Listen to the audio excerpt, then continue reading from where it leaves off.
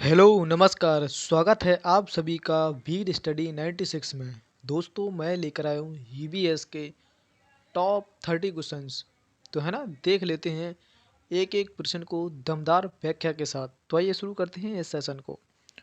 पहला क्वेश्चन आप सभी लोगों की स्क्रीन पर देखते हैं क्या कह रहा है क्वेश्चन।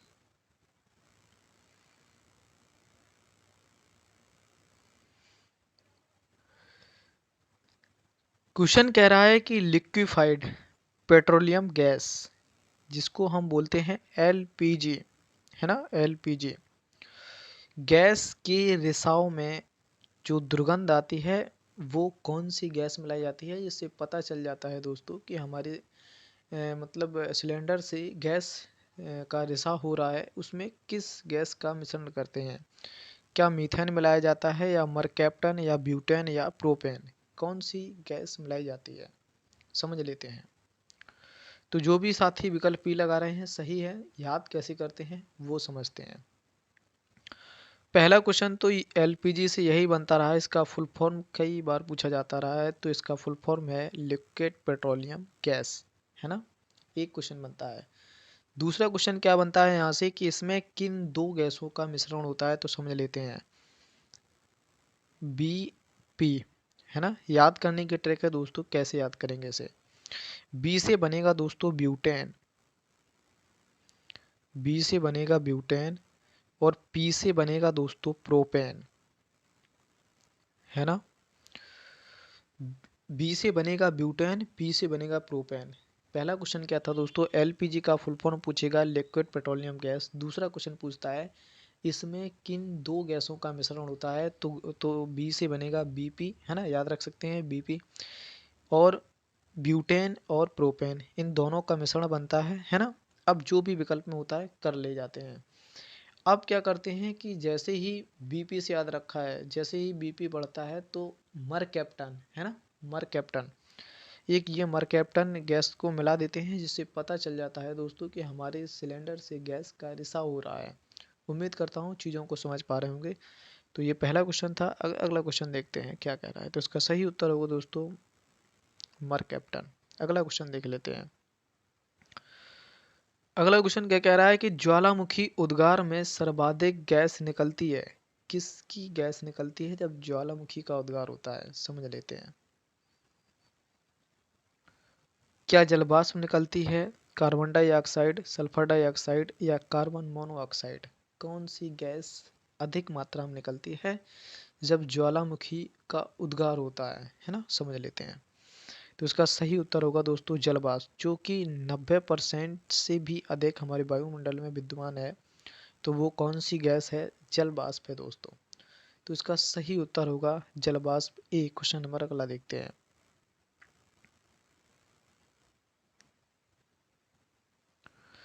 क्वेश्चन कह रहा है कि महासागरों में जल स्तर वृद्धि का क्या कारण है। क्यों हमारे जो महासागर हैं उनका दिन पे दिन, मतलब जैसे बात करें उनका जो स्तर है जल का वो बढ़ रहा है, किस वजह से, यह कैसा क्वेश्चन है। क्या अत्यधिक वर्षा हो रही है इस वजह से जल स्तर में वृद्धि है, या अम्ल वर्षा हो रही है, या जो ध्रुवीय प्रदेश हैं उनमें जो बर्फ का पिघलना है, क्या ये भी कारण हो सकता है, या इनमें से कोई नहीं। तो इसका जो सही उत्तर होगा दोस्तों सी होगा, बर्फ के पिघलने से ही हमारे महासागरों के जल स्तर में वृद्धि हो रही है। क्वेश्चन नंबर अगला देखते हैं, इसका सही उत्तर है सी। क्वेश्चन अगला क्या कह रहा है समझ लेते हैं। कह रहा है कार्बनिक पदार्थों में सम्मिलित नहीं है। जो कार्बनिक पदार्थ होते हैं दोस्तों उनमें कौन शामिल नहीं है, ऐसा क्वेश्चन पूछा जा रहा है। क्या शर्करा है, कार्बोहाइड्रेट है, प्रोटीन है, या जो प्लेक्टन है ये है, समझ लेते हैं। जो कार्बनिक पदार्थ होते हैं दोस्तों उनमें ये तीनों चीज़ें शामिल होती हैं, है ना। शर्करा भी होती है, कार्बोहाइड्रेट भी होता है, प्रोटीन भी होता है। हमसे दोस्तों पूछा गया था नहीं, तो हम नहीं वाले को पकड़ लेंगे। इसका सही उत्तर होगा दोस्तों प्लेटिनम, इसका सही उत्तर है डी। क्वेश्चन नंबर अगला देखते हैं। यहाँ से दोस्तों कन्फ्यूजन नहीं होना है, क्योंकि ये क्वेश्चन थोड़ा कन्फ्यूजन वाला हो सकता है अगर आप क्वेश्चन को सही से नहीं पढ़ते हैं तो। ओरण किसे कहते हैं? एक है दोस्तों ओडम, ये दोनों में अंतर है दोस्तों, ओडम है ना, ओडम। ये क्या है दोस्तों? ये नृत्य है दोस्तों, कहाँ का नृत्य है? केरल का, ओडम केरल, है ना। ये पूछा गया था हाल ही, पेट जो परीक्षा हुई थी उसमें ओडम कहाँ का नृत्य है? केरल का। अब ये पूछ रहा है ओरण किसे कहते हैं? ओरण वाला क्या पवित्र वन को, या पादप को, या पर्वत को, या इनमें से कोई नहीं? तो जो ओरण है वो वन को कहा जाता है दोस्तों, इसका सही उत्तर होगा दोस्तों एक। क्वेश्चन नंबर अगला देखते हैं, क्वेश्चन नंबर 6 देख लेंगे। कह रहा है उत्तरी अमेरिका और दक्षिणी अमेरिका कैसे जुड़ी हैं दोस्तों? किसके द्वारा जुड़े हुए हैं? क्या जल संधि से, स्थल संधि से, नहर से, या नदियों से? है ना, क्वेश्चन नंबर 6 देखेंगे। तो इसका सही उत्तर है दोस्तों, ये दोनों जल संधि से जुड़े हुए हैं, इसका सही उत्तर होगा ए। क्वेश्चन नंबर अगला देखते हैं,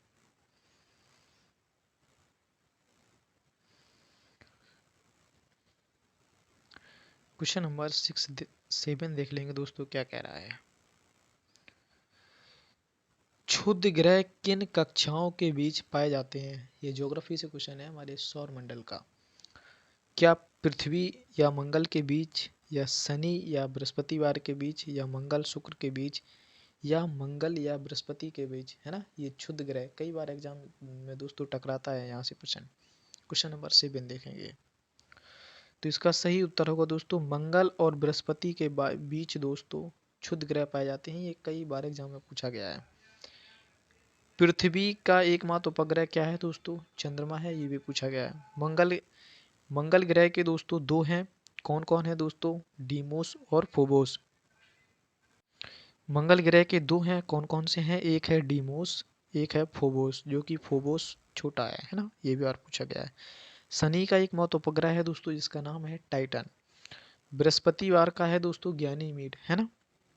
मंगलवार का बता दिया है दोस्तों मंगल ग्रह का।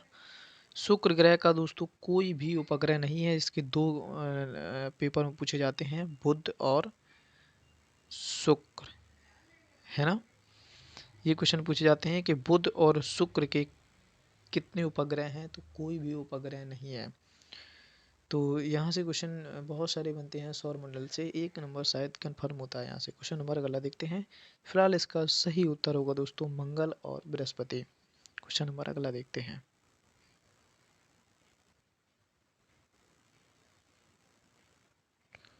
क्वेश्चन नंबर 8 देखेंगे क्या कह रहा है। सह्याद्री को अन्य किस नाम से जाना जाता है? क्या पूर्वी घाट को, या पश्चिमी घाट को?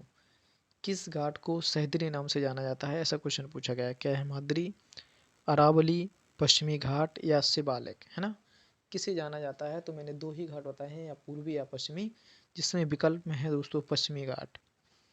अगर पूछता है सर्वाधिक जैव विविधता कहाँ पाई जाती है, तो शांत घाटी में पाई जाती है ना। शांत घाटी कहाँ स्थित है? शांत घाटी केरल में स्थित है, जिसको सिलिकॉन वैली के नाम से भी जाना जाता है। सर्वाधिक जैव विविधता पाई जाती है। जैव विविधता दिवस कब मनाते हैं दोस्तों? तो इसका उत्तर होगा दोस्तों 22 मई, है ना। ये भी क्वेश्चन पूछा जाता है। क्वेश्चन नंबर अगला देखते हैं, फिलहाल इसका सही उत्तर होगा दोस्तों पश्चिमी घाट। क्वेश्चन नंबर अगला देखते हैं, क्वेश्चन नंबर 9 देख लेंगे दोस्तों, क्या कह रहा है कि एथलीट फुट बीमारी किसके कारण होती है? क्या जीवाणु के कारण होती है, या फिर फफूंद से, प्रोटोजोआ से, या सूत कृमि से? है ना, कृमि से होती है, या प्रोटोजोआ से होती है, या फफूंदी से होती है, या जीवाणु से होती है? जो एथलीट फुट बीमारी होती है किससे होती है? अभी मैं और 3-4 बीमारियां बताऊंगा जहां से एक नंबर जरूर पूछा जाता है। तो इसका सही उत्तर होगा दोस्तों फफूंदी से। अगर तुमसे पूछा जाता है कि इटाई रोग किससे होता है, इटाई रोग किससे होता है, तो कैडमियम से होता है ना, याद रखने वाली चीज़ है। और एक होता है तुम्हारा नाइट्रेट की अधिकता से, नाइट्रेट की अधिकता से कौन सा रोग होता है? ब्लू बेबी सिंड्रोम, है ना। ब्लू बेबी रोग होता है किससे? नाइट्रेट की अधिकता से होता है। एक पारा से होता है दोस्तों, जिसका पारा से नाम याद नहीं आ रहा, कैडमियम इटाई इटाई, हाँ एक पारा से होता है, आप लोग याद कर सकते हैं। इटाई इटाई रोग कैडमियम से होता है। नाइट्रेट के ब्लू बेबी जो रोग होता है नाइट्रेट की अधिकता से होता है। आर्सेनिक की अधिकता से भी रोग होता है दोस्तों, ब्लैक पॉट, है ना, ये सारी चीज़ें हैं। और आर्सेनिक की जो मात्रा होती है दोस्तों सर्वाधिक कहाँ पाई जाती है, पश्चिम बंगाल में पाई जाती है। इतना पर्याप्त तो दोस्तों, फिलहाल इसका सही उत्तर होगा फफूंद से। क्वेश्चन नंबर अगला देखते हैं।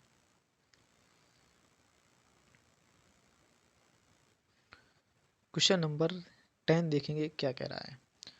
सर्वाधिक जल अवशोषित करने वाली मिट्टी कौन सी है। मतलब ऐसी कौन सी मिट्टी है जिसकी क्षमता जल धारण करने की अधिक होती है अन्य मिट्टी की अपेक्षा। क्या वो जलोढ़ मिट्टी है, काली मिट्टी है, लेटेराइट मिट्टी है, या जो लाल मिट्टी है, कौन सी ऐसी मिट्टी है। तो इसका सही उत्तर होगा दोस्तों काली मिट्टी, है ना। काली मिट्टी से एक नंबर जरूर पूछा जाता है दोस्तों। आज मैं इसके सारे फैक्ट क्लियर कर दूंगा। काली मिट्टी को दोस्तों रेगुर मिट्टी के नाम से भी जानते हैं, है ना, रेगुर मिट्टी के नाम से जानते हैं। और इसे कपासी मिट्टी के नाम से भी जाना जाता है। क्यों? क्योंकि यहाँ कपास की मात्रा अधिक होती है, इस वजह से इसे कपासी मिट्टी कहते हैं, है ना, कपासी मिट्टी। और इसका जो विस्तार होता है वो गुजरात और महाराष्ट्र में सर्वाधिक होता है। गुजरात और महाराष्ट्र में खेती किसके लिए होती है, कपास के लिए होती है। इसे सुताह जुताई वाली मिट्टी भी कहते हैं इसे दोस्तों, सुताह जुताई वाली मिट्टी, क्योंकि इनमें जो दरार पड़ जाती है ऐसा लगता है दोस्तों कि जुताई कर दी गई है, सुताह जुताई वाली मिट्टी कहते हैं। एक नाम और इसे चरनोजा मिट्टी कहते हैं, रेगुर मिट्टी कहते हैं, कपासी मिट्टी कहते हैं। कपास की खेती होती है, कपास को सफ़ेद सोना कहा जाता है। फिलहाल इतना पर्याप्त है और चलते हैं अगले क्वेश्चन पे। इसका सही उत्तर होगा दोस्तों काली मिट्टी। क्वेश्चन नंबर अगला देखते हैं।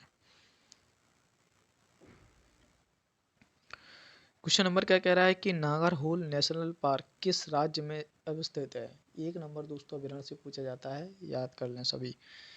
मध्य प्रदेश सर्वाधिक, अगर पूछा जाए सर्वाधिक जो मतलब नेशनल पार्क हैं वो कहाँ पे स्थित हैं, तो सर्वाधिक मतलब एमपी में है। कितने हैं, 11 लगभग, है ना। कर्नाटक यही है, नागरहोल कहाँ स्थित है, कर्नाटक में स्थित है ना। जैसे बांदीपुर हो गया कर्नाटक, श्रीशैलम कर्नाटक।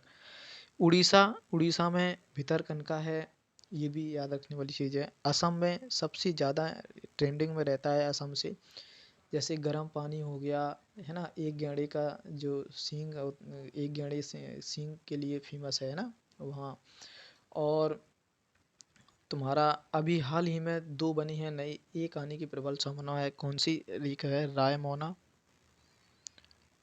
रायमोना जो छठवां बना है, शायद पांचवा है रायमोना, और एक है दिहिंग पटकाई, दिहिंग पटकाई। ये दोनों क्वेश्चंस असम में हाल ही में बने हुए हैं, कई बार एग्जाम में पूछने की संभावना बनती है यहाँ से। तो असम से भी बनते हैं क्वेश्चन, और उड़ीसा का भितरकनिका हो गया, कर्नाटक से तुम्हारा नागारोल हो गया, मध्य प्रदेश से एक पूछ लिया जाता है क्योंकि यहाँ सर्वाधिक संख्या 11 है। क्वेश्चन नंबर अगला देख लेते हैं और इसका सही उत्तर होगा दोस्तों कर्नाटक। क्वेश्चन नंबर अगला देखते हैं। क्वेश्चन कह रहा है पुष्प का वह भाग जो प्रकाश संश्लेषण प्रक्रिया में भाग लेता है।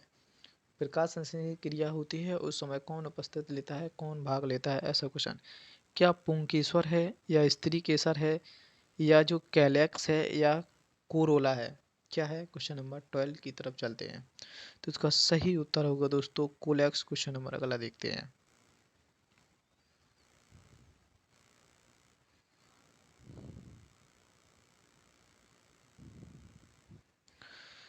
क्वेश्चन नंबर 13 देख लेंगे दोस्तों क्या कह रहा है। रेशम एक कीट है।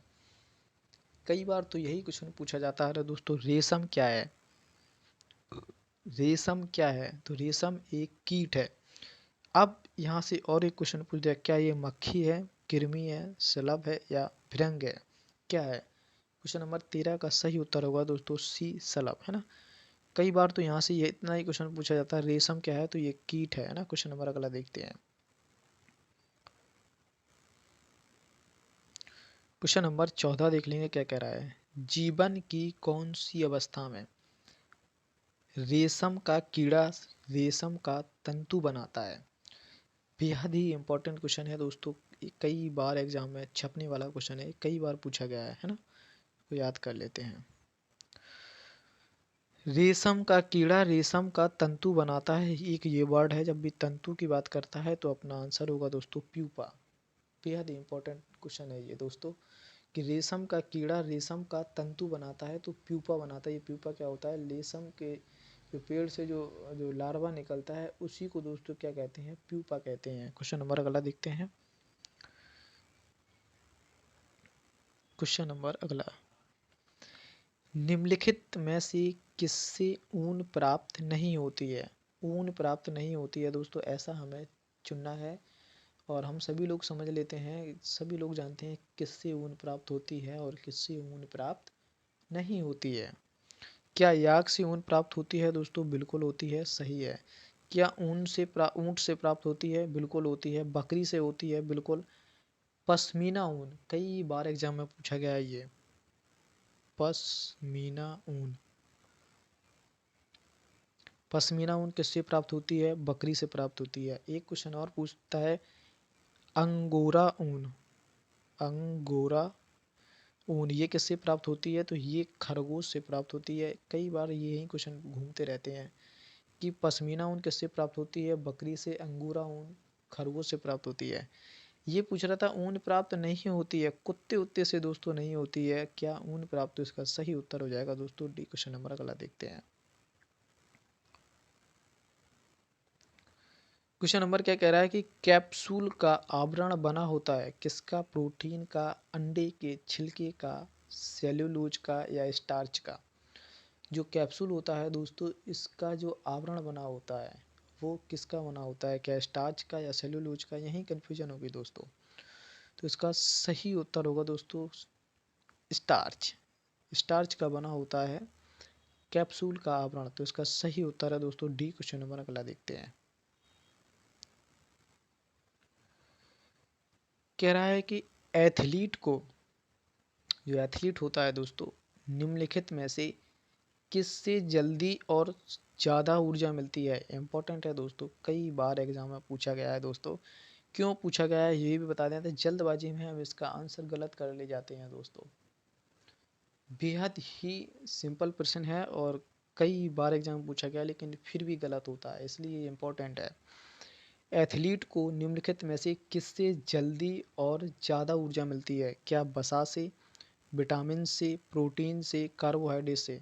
कुछ लोग सोचते हैं इसे विटामिन दे दो या प्रोटीन दे दो, तुम प्रोटीन लो, तुम्हारे अंदर ये मतलब जल्दी ऊर्जा आ जाएगी, या वसा दो, है ना। ये तीनों विकल्प दोस्तों घूमते रहते हैं जब भी कोई एग्ज़ाम में बैठता है कि इसे विटामिन दे दो, प्रोटीन दे दो, वसा दे दो, इन सब चीज़ से उसके अंदर जल्दी ऊर्जा आएगी, जबकि ऐसा नहीं है दोस्तों। इसका सही उत्तर होगा दोस्तों कार्बोहाइड्रेट। कार्बोहाइड्रेट का सबसे अच्छा जो स्रोत होता है दोस्तों, आलू या चावल। ठीक है, आलू या चावल, ये मतलब सबसे अच्छा स्रोत है कार्बोहाइड्रेट का, है ना। तो क्वेश्चन नंबर अगला देखते हैं। फिलहाल इसका सही उत्तर होगा दोस्तों डी। ये इंपॉर्टेंट क्वेश्चन है दोस्तों, इसको स्टार लगाएं। क्वेश्चन नंबर अगला देखते हैं।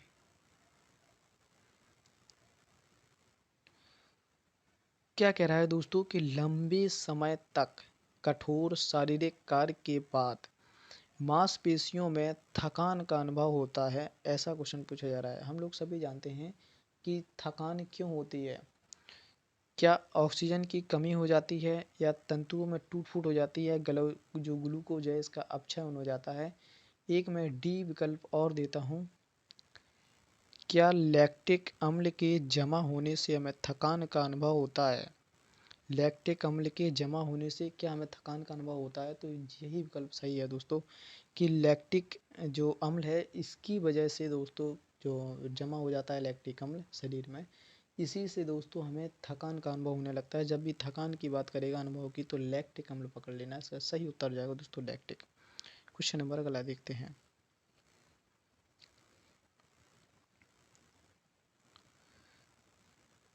क्वेश्चन नंबर 19 देख लेते हैं। कह रहा है जैविक सिस्टम में रासायनिक क्रिया की प्रक्रिया को तेज करने में उत्तरदायी पदार्थ है। जो दोस्तों जैविक सिस्टम होता है, रासायनिक प्रक्रिया की जाती है कि उसकी जो मतलब वो है वो तेज़ी से कर दी जाए। जो जैविक सिस्टम है उसमें रासायनिक क्रिया की प्रक्रिया को तेज करने के लिए उत्तरदायी पदार्थ कौन सा है? क्या जीवाणु है, डीएनए है, एंजाइम्स हैं या प्रोटीन है? क्वेश्चन नंबर 19 का सही विकल्प बताएं। इसका सही उत्तर होगा दोस्तों एंजाइम। एंजाइम की के कारण ही दोस्तों जो रासायनिक प्रक्रिया होती है उसको तेज बनाया जाता है और फास्टली बनाया जाता है एंजाइम के कारण। क्वेश्चन नंबर इसका सही होगा दोस्तों सी। क्वेश्चन नंबर अगला देखते हैं।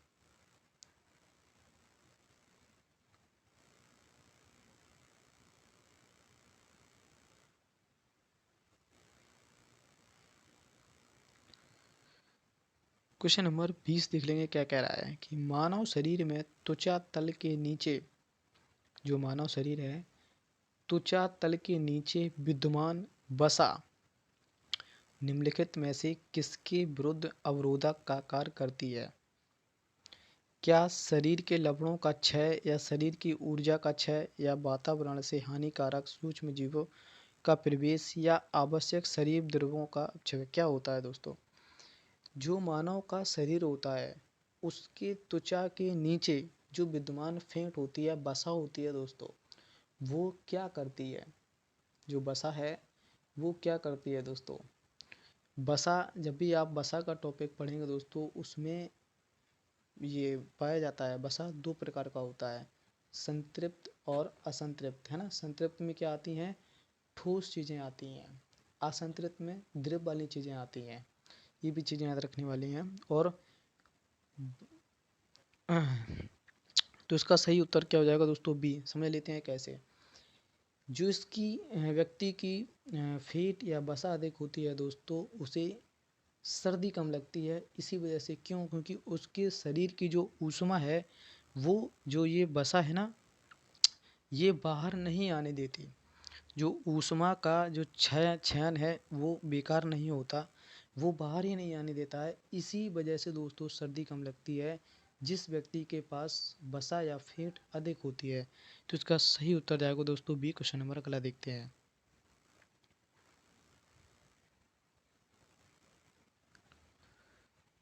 भौम जल स्तर तक पहुंचने की क्रिया को क्या कहते हैं? क्या सछिद्रण कहते हैं या अंतःस्तन कहते हैं, जलभर कहते हैं या अवसृवण कहते हैं? क्या कहते हैं भौम जल स्तर तक पहुंचने की प्रक्रिया को? क्वेश्चन नंबर 21 का सही उत्तर होगा दोस्तों ए, सछिद्रण कहते हैं इसको। तो इसका ए उत्तर हो जाए। क्वेश्चन नंबर अगला देखते हैं। क्वेश्चन नंबर दोस्तों 22 है और आजकल ऐसे ही क्वेश्चन ट्रेंड किए जा रहे हैं जिससे आता है दोस्तों मिलान करने को। थोड़ा सा जूम कम कर देता हूं ताकि आप सभी लोगों को विकल्प दिखने लगे।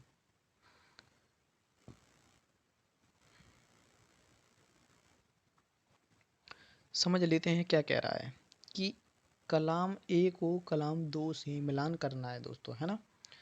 क्या जो अभियोजन है या सहतूत है या फिर याक है या फिर कोकून है, इनका मिलान करना है दोस्तों। अभी हमने पढ़ा था ये याक क्या है, हमें ऊन देता है।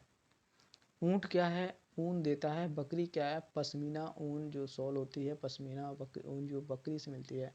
अंगोरा क्या है दोस्तों? जो ऊन है ये खरगोश से मिलती है। इसी तरह दोस्तों याक है, अभी हमने पिछले क्वेश्चन में देखा था याक क्या करता है? ऊंट याक करता है, एक ऊन देता है। ऊंट क्या करता है? ऊन देता है। बकरी, खरगोश, ये सारी चीज़ें ऊन देता है। जबकि क्वेश्चन पूछा गया था कुत्ता ऊन नहीं देता, इस वजह से नहीं वाला विकल्प था। तो यही हम पकड़ लेते हैं कि याक क्या करता है दोस्तों? ऊन देने वाला जंतु। तो क्या हम सी का दो विकल्प लगा लें दोस्तों? सी का दो देख लेते हैं कहाँ है। सी का दो, सी का दो, ये दोस्तों विकल्प डी बन रहा है ना। विकल्प डी। याक क्या है? ऊन देता है। कोकून क्या है दोस्तों? जो कोकून है दोस्तों जो एक फाइबर देता है, जो कि फाइबर उत्पन्न करता है। सहतूत क्या है? सहतूत एक रेशम कीट है ना। रेशम कीट का यूजन करता है। और विकल्प ए बचता है अभ्यूजन क्या है? यह है काटी गई ऊन की सफाई। यहाँ से दोस्तों बेहद ही सिंपल प्रश्न बनता है। अगर एक दो आप कर ले जाते हैं तो ये जल्दी हो जाता है। तो यही कूट वाला प्रश्न बनता है। तो अभी तक दोस्तों जो भी चैनल को सब्सक्राइब नहीं किया है, चैनल को सब्सक्राइब कर लें, बेल आइकन को प्रेस कर लें ताकि आने वाली वीडियो समय से मिल सके। मैंने पूरी वीडियो में दोस्तों लाइक शेयर सब्सक्राइब नहीं कहता हूँ, क्योंकि आप सभी लोगों का समय बहुत ही कीमती है। तो जो भी साथी नए हैं प्लीज़ चैनल को सब्सक्राइब करें ताकि आने वाली वीडियो समय से मिल सके। तो आज के लिए इतना पर्याप्त है, तब तक के लिए आप अपना और अपना ख्याल रखें दोस्तों। जय हिंद।